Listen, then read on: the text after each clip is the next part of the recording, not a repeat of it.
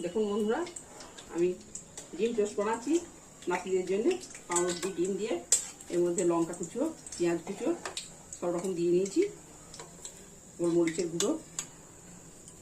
এভাবে ডিম টোস্টগুলো বানাচ্ছি পাউরুটি দিয়ে।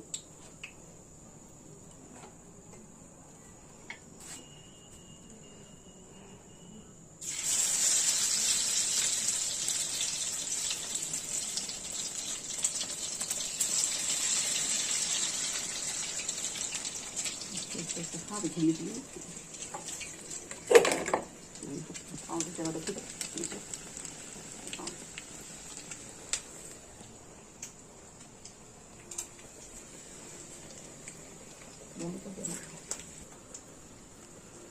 One two three start.